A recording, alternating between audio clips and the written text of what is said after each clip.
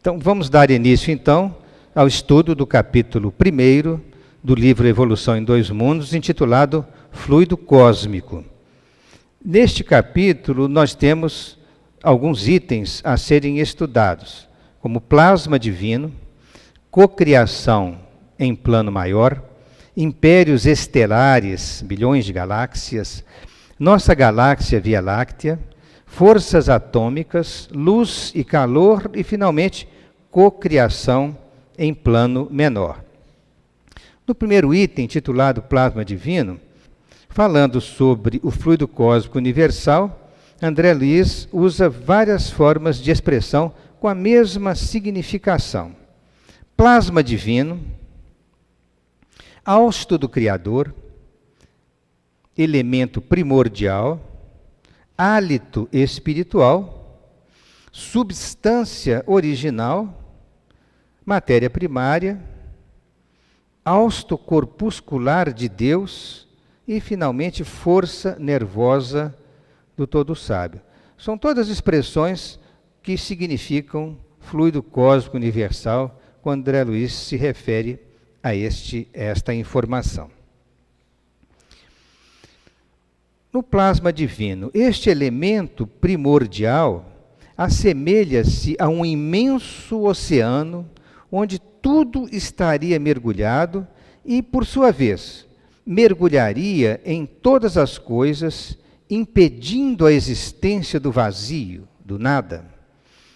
Provém o plasma divino diretamente do Criador, único ser que pode produzi-lo.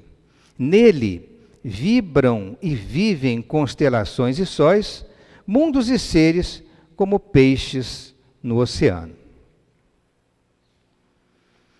Nós temos aqui o nosso universo infantil, onde as grandes galáxias ainda não se haviam formado.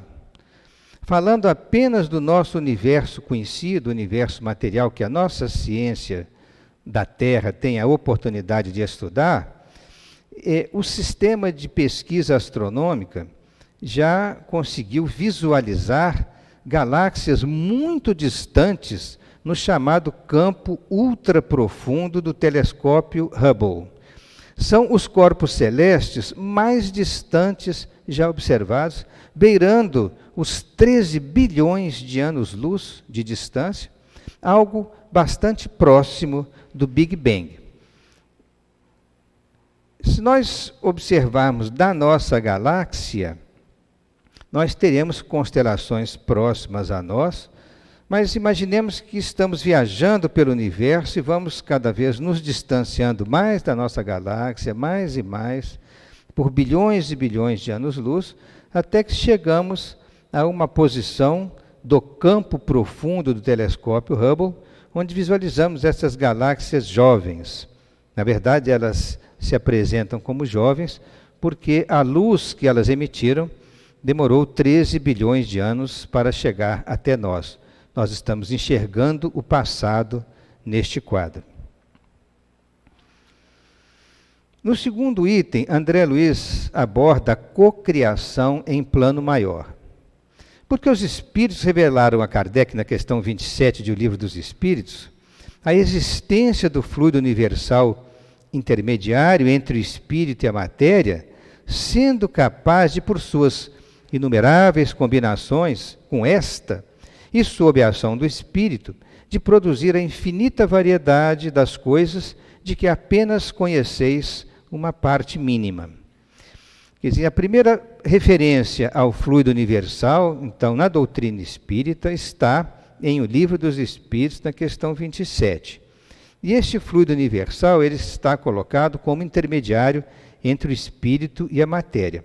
Mas para que ele realize as suas inumeráveis combinações, isso vai ser feito sob a ação do espírito, ou seja, a mente dos espíritos é que vai atuar sobre este fluido, fazendo com que ele apresente as múltiplas modificações necessárias, conforme nós vamos ver.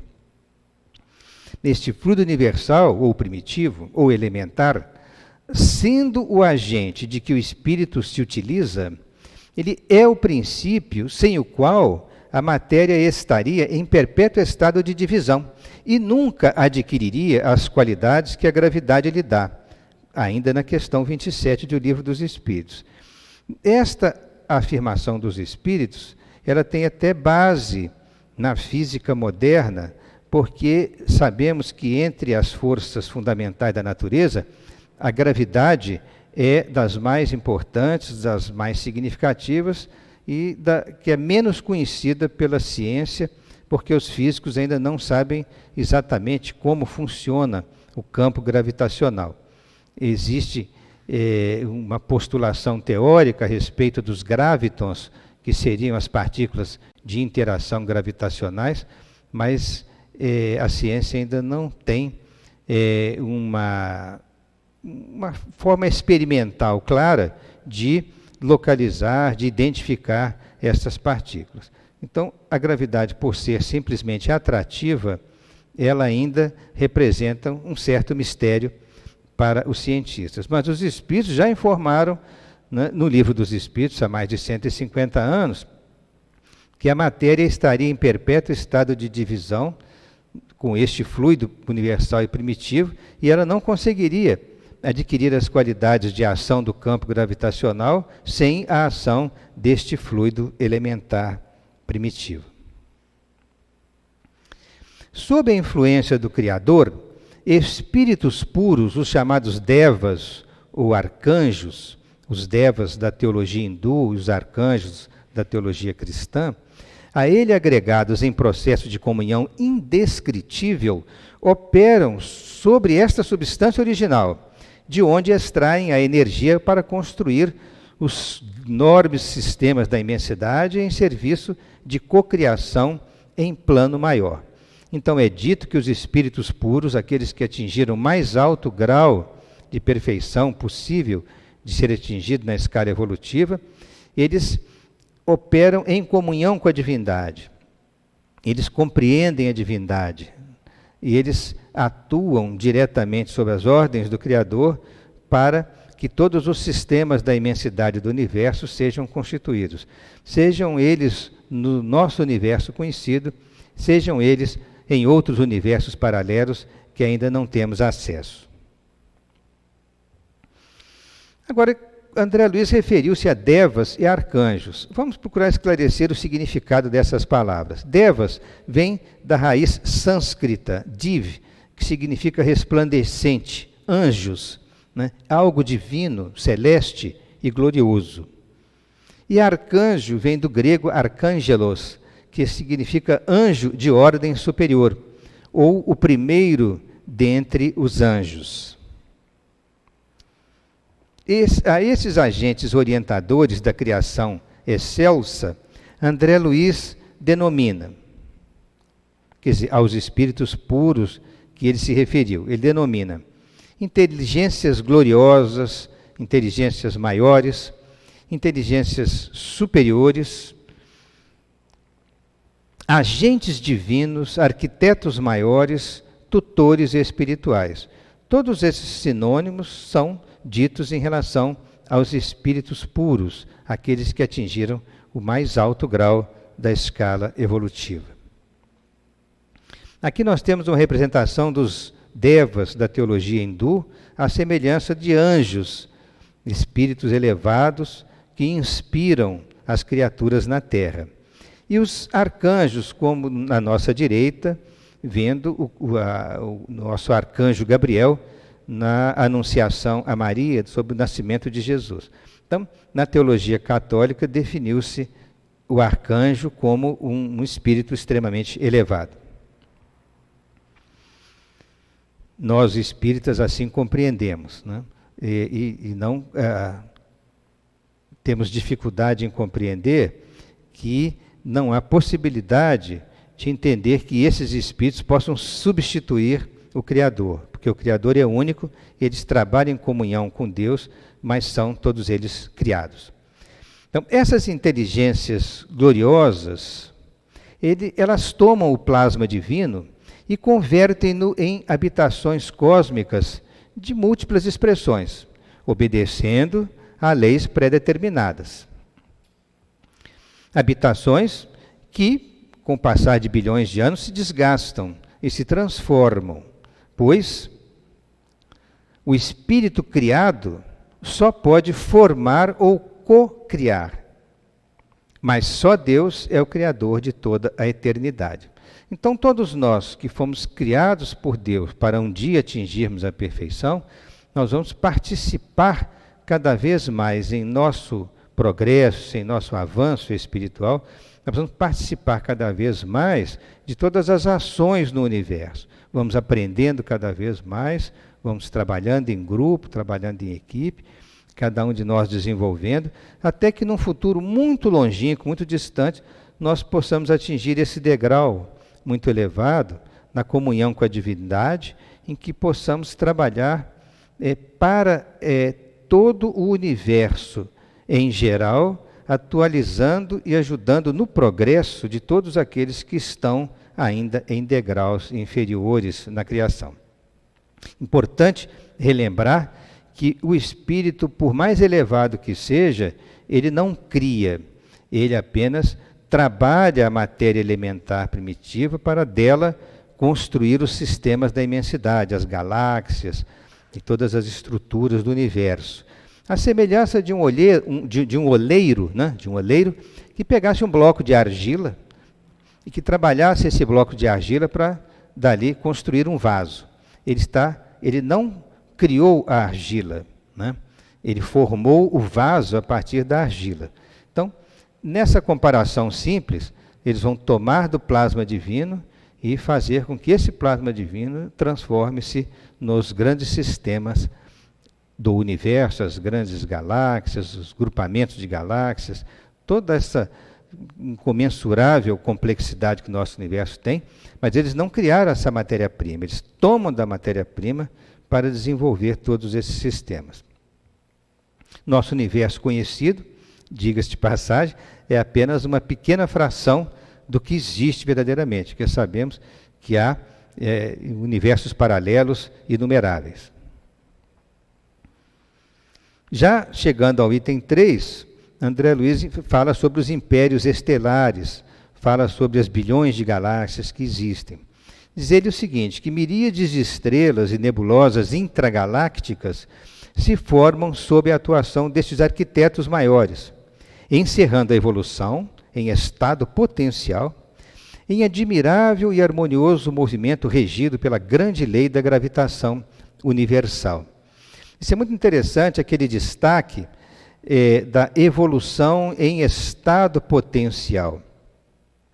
Porque no plasma divino, quando os espíritos puros vão tomar dele para elaborar as múltiplas moradas, as várias moradas da casa do Pai, eles já estão trabalhando com um material no qual também as sementes da vida estão presentes. O princípio espiritual está presente nesse plasma divino para que ele possa trabalhar em conjunto com a evolução da matéria. Então, o princípio espiritual e o princípio material vão se ligar para progredir juntos na mesma caminhada. Então, já encerra a evolução em estado potencial, são as sementes da vida que aí estão. Estruturam-se aí, então, a matéria, o espaço e o tempo em constante renovação, oferecendo gigantescos campos ao progresso do espírito. Cada galáxia se equilibra com força gravitacional própria, harmonizando a sua rotação e a sua massa, energia e movimento por ação da engenharia celeste. Estrelas e planetas vinculam-se a pontos centrais de atração em órbitas adequadas. Então, quando há a concentração da matéria suficiente para produzir, por exemplo, uma galáxia, isso tudo está regido por leis extremamente inteligentes para que a matéria tenha a rotação própria, a quantidade de massa adequada, a energia de movimento, e para que todas as estrelas e sistemas planetários possam se formar da maneira mais correta e mais adequada, da maneira devida. Já que estamos falando da criação universal, é importante nós referirmos que todos os povos da antiguidade, todas as religiões antigas, todos aqueles que se destacavam por algum conhecimento, os sacerdotes, aqueles que procuravam instruir os povos, todos eles perguntavam a si próprios como teria sido o universo criado. Essa é a pergunta básica. Como tudo foi feito? E de que maneira isso foi feito? De onde nós viemos? O que somos e para onde vamos? São as perguntas clássicas da filosofia e também de base religiosa. Mas, basicamente, os antigos, eles desenvolveram ideias a respeito da criação e criaram os chamados mitos da criação. Eles pensavam de duas formas diferentes, ou, por outro lado, eles tinham duas crenças diferentes, conforme nós vamos falar a respeito da origem do universo. Mas a palavra cosmogonia, ela vem do grego cosmogonia, que significa origem ou formação do mundo, do universo conhecido. Cosmogonia. Nessas questões dos mitos da criação, o cosmo, como uma primeira crença, ele teria surgido em determinado momento do passado, ou seja, houve um momento de criação. Deus fez o universo em determinado momento. Deus construiu o mundo. Então, isso é a primeira crença e é a mais frequente nas religiões antigas. Numa segunda crença, o cosmo é eterno. Ele existiu e existirá sempre. Ela se contrapõe à primeira crença. Mas a primeira crença é mais comum, conforme, por exemplo, vocês têm a Gênese bíblica. E a segunda crença, conforme também vamos mostrar, ela detém duas possibilidades. O universo eterno, porém, há duas possibilidades no universo eterno, segundo os mitos da criação. Então, retornando à Gênese bíblica, como a primeira crença de que o universo teria sido criado em um determinado momento, no Gênesis está lá no início que no princípio Deus criou o céu e a terra. E Deus disse, exista a luz, e a luz existiu. Isso é um texto bíblico para falar da autoridade do Criador, né?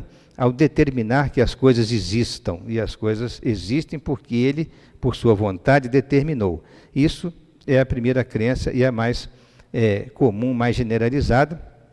Como se a mão do Criador partilhasse de todos os momentos, todas as ações em todo o universo.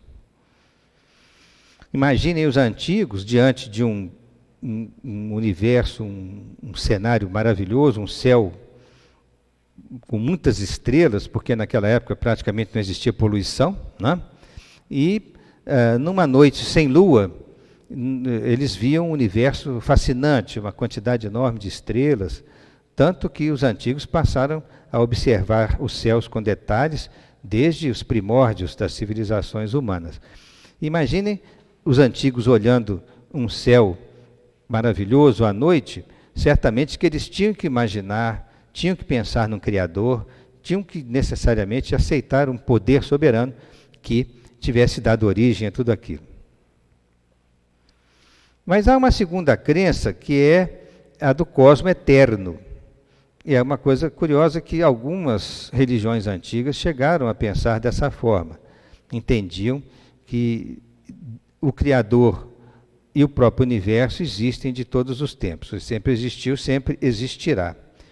Mas há uma segunda possibilidade de que ele é eterno, sim, mas ele é criado e destruído em ciclos que se repetem por toda a eternidade. Então, você pode imaginar um universo estável, eterno, ou um universo que se cria e destrói em múltiplos círculos, em múltiplos ciclos por toda a eternidade. Então, isso é uma coisa interessante, contrapor essas ideias, ambas com a ideia de eternidade, uma de estabilidade, a outra dinâmica de renovação. No mito hindu, né, ele contempla a segunda crença na segunda possibilidade, ou seja, ele é criado e destruído, conforme a gente vai ver agora. O mito hindu narra como o deus Shiva, cantando e dançando, dá origem a todas as coisas e dançando ainda as destrói no fim dos tempos. Então, criação e destruição em ciclos que se repetem. É o deus Shiva, em que na religião hinduísta, né, consta que na noite do Brahma, Brahma é o deus soberano, né? Na noite do Brahma, a essência de todas as coisas, a realidade absoluta, infinita e incompreensível, a natureza é inerte e não pode dançar até que Shiva assim o deseje. Então, é interessante, até fascinante mesmo, é que em todas as culturas antigas, né, de que temos conhecimento, em que os pesquisadores vão ao passado, eles encontram nessas culturas que a pergunta da criação foi feita. De qualquer maneira, sempre esses antigos estavam pensando: como fomos feitos? De que maneira fomos feitos? Como que o universo foi criado? Esta é a pergunta clássica das culturas antigas. E a necessidade de entendermos nossa origem e a origem de todo o universo, escreve Marcelo Gleiser, ou seja, o problema da criação, ele é inerente ao ser humano. Então, nós temos dentro de nós essa vontade de compreender a origem das coisas. Como nos mitos antigos, nós temos vários povos que tinham esses mitos da criação, como, por exemplo, o povo hindu, os assírios, os babilônios, os maias, os índios Hopi da América do Norte, os Maori da Nova Zelândia e uma infinidade de culturas antigas registram os mitos da criação. Isso é muito interessante porque isso está inserido no espírito, desde a sua criação, o desejo de conhecer o universo e saber a sua origem. Isso faz parte do nosso espírito. E fica simbolizado o mito da criação pelo poder do Criador, por sua vontade, determinando o surgimento do próprio universo. Agora, o Espiritismo tem a sua própria cosmogonia, tem a sua própria explicação muito clara a respeito da origem do universo. E nós encontramos no capítulo 6 de A Gênese esta ideia bem colocada, bem exposta de maneira objetiva, e esta comunicação ela foi dada na Sociedade Parisiense de Estudos Espíritas, assinada por Galileu. E ela foi recebida pelo médium Camille Flammarion, que ele próprio era astrônomo e divulgador de ciência na época na França, um homem muito conhecido, muito respeitado, jovem ainda, e teria recebido do espírito Galileu todas as informações contidas no capítulo 6 a respeito do universo. Nós extraímos principalmente dos itens 12 a 16 essas informações. Então, isso constitui a cosmogonia espírita.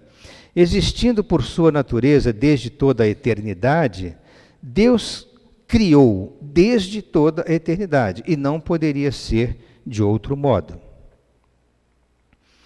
Por mais que nós recuemos no tempo, os supostos limites da criação, haverá sempre além deste limite uma eternidade. Se nós colocarmos um ponto no passado, por mais distante que ele seja colocado, atrás dele terá uma eternidade de tempo. Por isso que a cosmogonia joga a criação para a eternidade. Deus, que é a luz do mundo, não ficaria inativo, dizem os espíritos. O espaço é, pois, teatro de inimaginável sucessão de simultaneidade de criações. Sucessão no tempo e simultaneidade porque há universos paralelos que nós não temos conhecimento ainda. A ideia de que Deus cria desde toda a eternidade, ela é racional no sentido de que, se imaginarmos um ponto, Deus teria ficado toda uma eternidade inativo. E é difícil imaginar o Criador inativo por uma eternidade. Mas essa ideia é uma ideia muito, assim, uma coisa muito profunda, a gente sente isso, e ela confunde um pouco o nosso raciocínio de imaginar que o universo vem de toda a eternidade junto com o Criador. Mas também, se imaginar um ponto, nós teremos que forçosamente imaginar que o Criador ficou uma eternidade inativa. Então, a nossa cosmogonia diz que Deus criou desde toda a eternidade. Não há um momento inicial da criação. Isso é fundamental para a compreensão da ideia da cosmogonia espírita. A ciência avançou bastante no século XX, e esse grande astrônomo americano chamado Edwin Hubble, em 1929, na verdade esse Hubble é o que deu o nome ao telescópio orbital, que foi lançado nos anos 90. Ele observou, de um grande telescópio na Califórnia, observou que as galáxias se afastavam em velocidades cada vez crescentes. Quanto mais distantes, maior seria a velocidade de afastamento das galáxias. Então ele concluiu, por uma série de estudos, com todos os seus colaboradores, de que o universo estava em expansão. Ora, essa foi talvez a maior descoberta astronômica do século XX. Por quê? Se as galáxias estavam em expansão, certamente que houve um tempo no passado que elas estavam próximas e foram se aproximando, como se rodássemos um filme ao contrário, né? Nós teríamos que passar esse filme em direção ao passado, e as galáxias hoje, que estão distantes, se afastando, estariam juntas. De alguma forma, o universo, então, os astrônomos compreenderam. Deve ter tido uma origem. Mas note-se que a ciência está falando do nosso universo conhecido. Não está falando do universo da eternidade, né? Então, o universo teve uma origem. Para a ciência terrena, teve uma origem, tanto que foi desenvolvido, né, o modelo do Big Bang para explicar a origem do universo, que teria sido há mais ou menos 13,7 bilhões de anos atrás.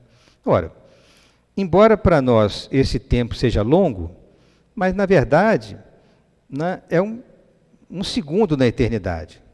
Então, é de se imaginar que o nosso universo conhecido, se de fato ficar confirmada essa teoria científica, que já tem uma série de observações experimentais a respeito dela, ela é bastante aceita, o modelo do Big Bang. Isso, uma vez confirmado como verdade, nós espíritas, alguém pode perguntar, mas vocês não disseram que o universo, né, é eterno, que Deus cria desde a eternidade? Não. Continuamos dizendo. Só que o nosso universo conhecido, ele é recente.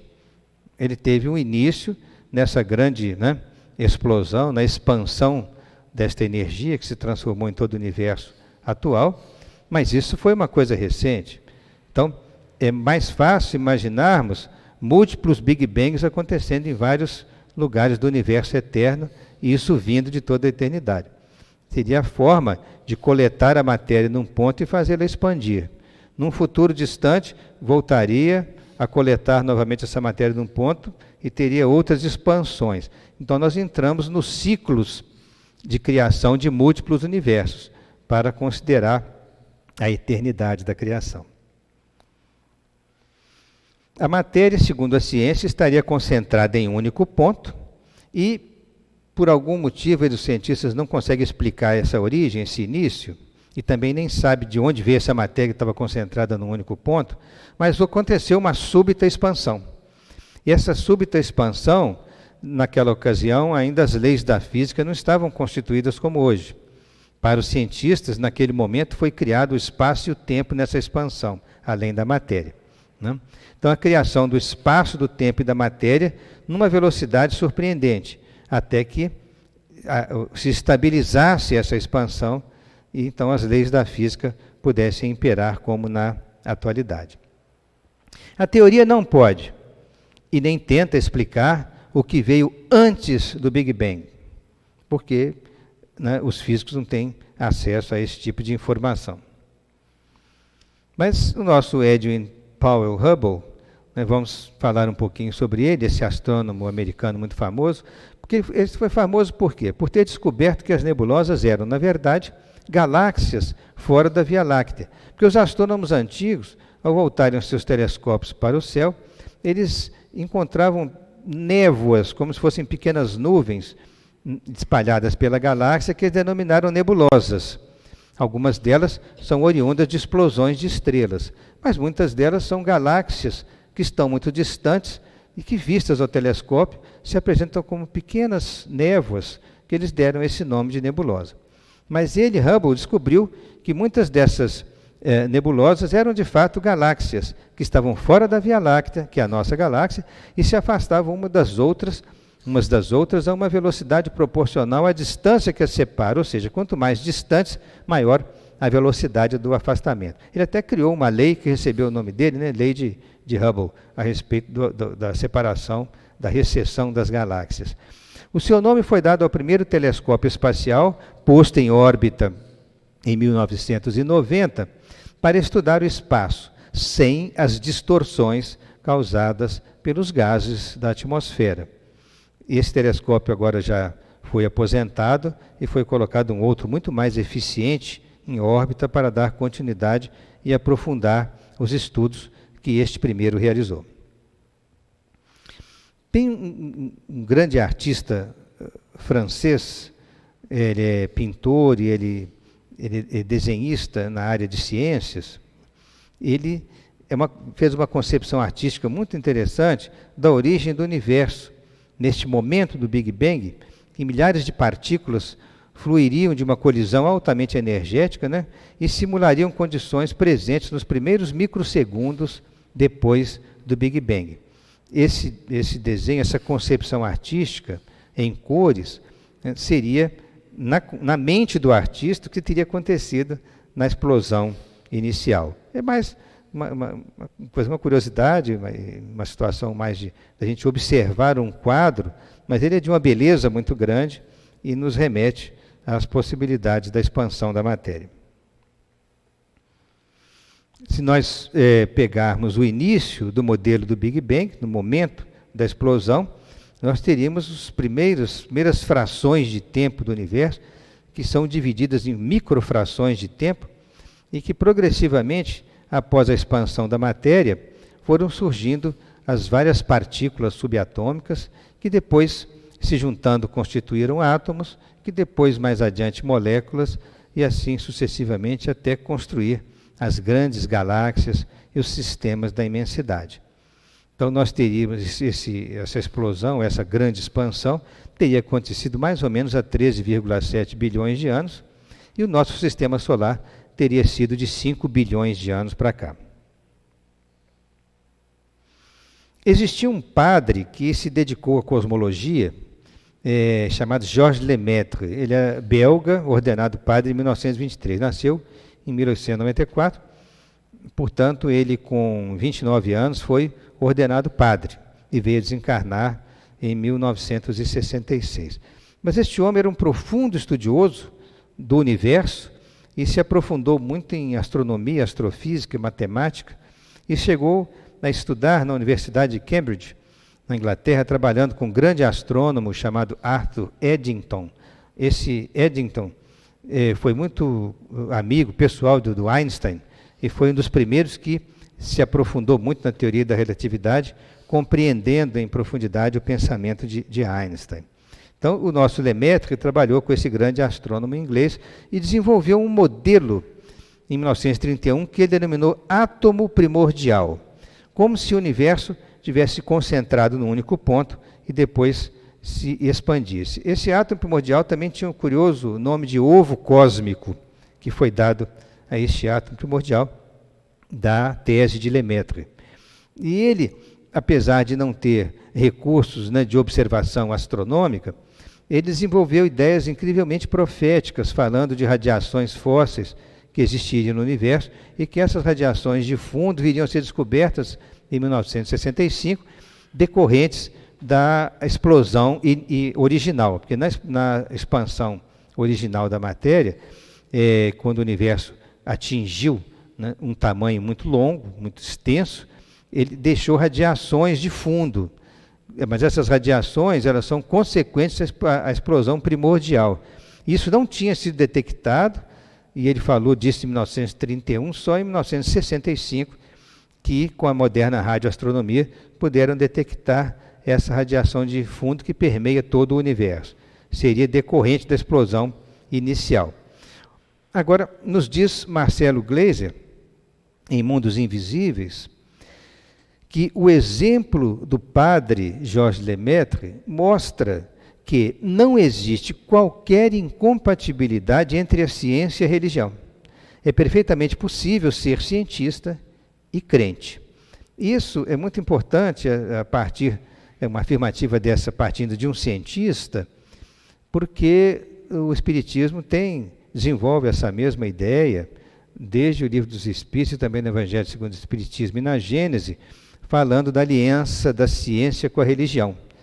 E não há incompatibilidade entre essas duas áreas, porque todas elas estão relacionadas ao conhecimento da divindade. Tanto se a ciência estuda o universo, ela estuda a obra divina. Se a religião procura aprofundar no Criador, ela está interessada em tudo que o Criador fez, que também é o próprio universo. Então, os assuntos não são conflitantes, apenas há pontos de vista independentes que levaram a desentendimento entre as criaturas. Mas, no fundo, estamos estudando as mesmas coisas em qualquer caminho que nós seguirmos. Está aí o nosso Georges Lemaitre, dando aula lá na Universidade de Cambridge, onde ele apresentou suas primeiras ideias que depois evoluíram para a teoria do Big Bang. Esse Big Bang como modelo cosmológico, ele foi desenvolvido por alguns cientistas que nós vamos falar agora, porque isso é interessante para nós compreendermos que o nosso universo, sim, deve ter tido uma origem, mas é o nosso universo material, é o universo conhecido, é aquele que a gente estuda. Então, é possível que o Big Bang esteja acontecendo em múltiplas situações no universo, em universos diferentes do nosso, que são, o Big Bang seria uma forma de criações sucessivas, né, e simultâneas. Então, mas de qualquer forma, o que eles postularam? Eles postularam que o universo, quando muito jovem, ele teve uma infância muito quente e densa, ele foi muito concentrado, para depois sofrer aquela expansão. Isso foi desenvolvido, essas ideias, a partir de 1948, pelo George Gamow, que é um cientista norte-americano, mas é de origem russa, naturalizado americano. Ele foi orientador de tese do Dr. Ralph Alpher e do Dr. Robert Herman, que estavam estudando na universidade na ocasião, e o Dr. Gamow orientou a sua tese para que eles desenvolvessem essas ideias da expansão do universo.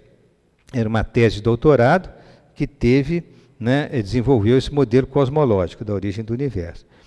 Agora, um cientista inglês, muito competente também, muito respeitado, chamado Fred Hoyle, ele defendia a existência de um universo eterno. Ele até chegou com um grupo lá de companheiros a tentar criar um modelo do universo eterno que antepunha nas suas ideias ao modelo do Big Bang. Mas acabou que esse modelo dele, do universo eterno, não foi bem aceito no meio científico e não teve também base experimental para que pudesse ter assim ser mais aceito pela comunidade científica internacional. Mas ele, uma certa ironia, para criticar o modelo cosmológico da expansão, ele chamou de Big Bang, quer dizer, a grande explosão.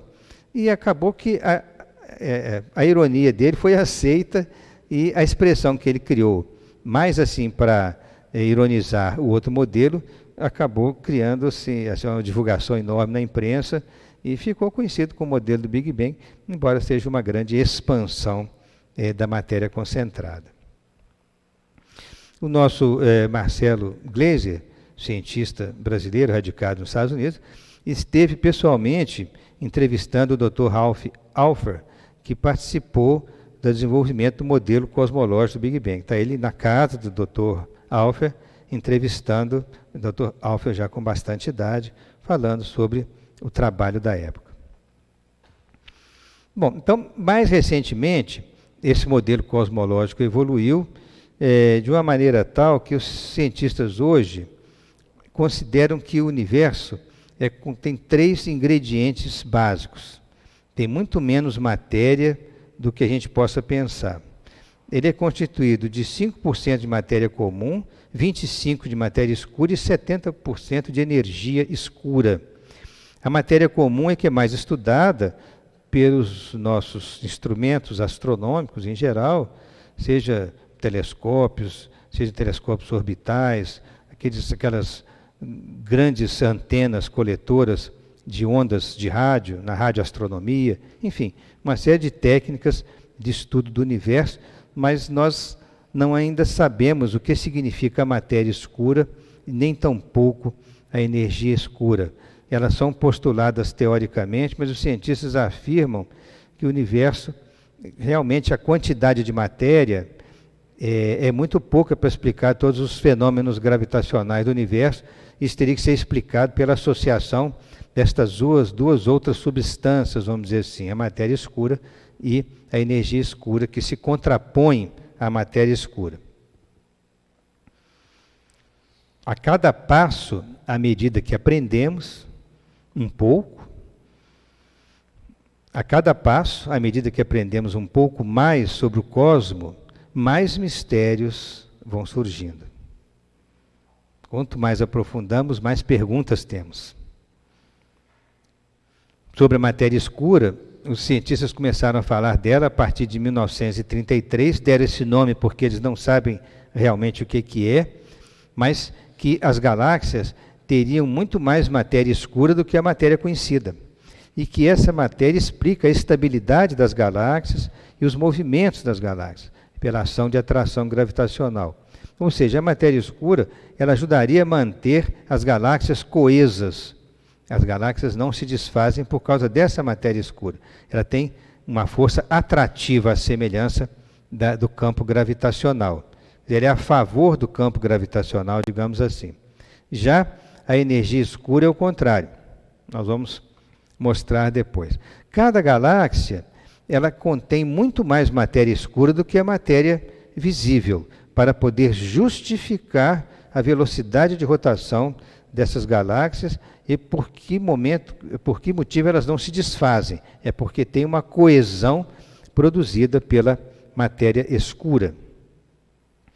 Já a energia escura, falada mais recentemente, a partir de 1998, ela foi postulada a partir da constatação que o universo encontra-se em expansão cada vez mais acelerada.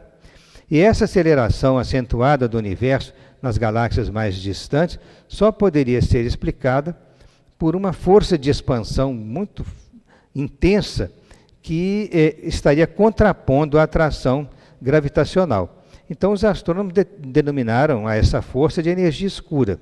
Ela teria uma distribuição universal bastante uniforme, né? Tem uma densidade igualmente uniforme muito baixa. E todos estamos imersos nela.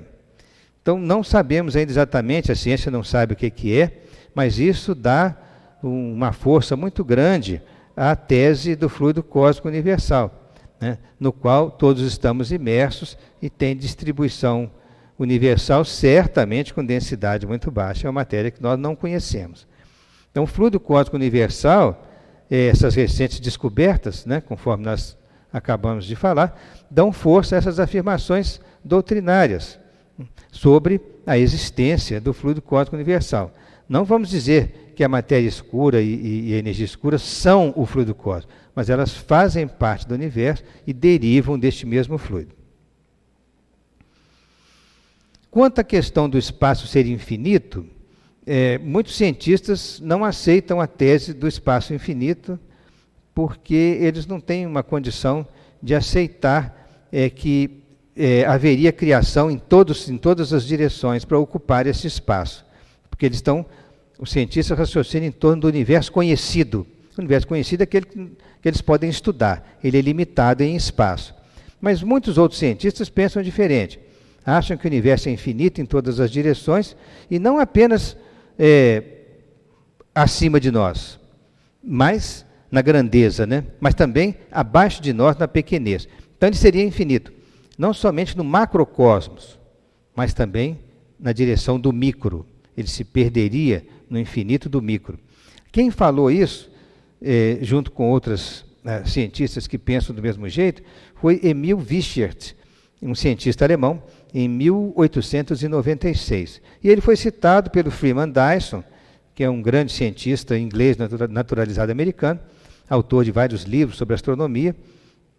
E esse Freeman Dyson ele também aceita as ideias de que o universo seja infinito em todas as direções, tanto que publicou um livro com este nome e defende a ideia do infinito. Porque se nós imaginarmos que o nosso universo conhecido termina num certo ponto, fica sempre aquela impressão, e daí para adiante, o que que vem? Né? O nada, é difícil imaginar o nada. Voltando à cosmogonia espírita, o que a cosmogonia espírita pensa sobre o espaço infinito? No Livro dos Espíritos, na questão 35, pergunta: o espaço universal é infinito ou limitado? Aqui os espíritos respondem de imediato: infinito. Supõe-no limitado, o que haverá para lá de seus limites? É uma consideração muito racional, muito lógica, né? Se ele termina num certo ponto, o que tem depois? Então vai ter que sempre progredir mais no espaço e acaba em direção ao infinito. Na Gênesis, no capítulo 6, como já referimos, todos sabemos o que é o espaço. Eu apenas quero afirmar que ele é infinito. Quero demonstrar, quero garantir que ele é infinito, diz o Espírito Galileu nesta comunicação. No mesmo capítulo 6, volta a dizer que o espaço é teatro de inimaginável sucessão e simultaneidade de criações. Para ser assim, só sendo infinito. Bom, agora nós, saindo dessa parte de cosmogonia, a parte de criação, vamos entrar propriamente na nossa galáxia, a Via Láctea.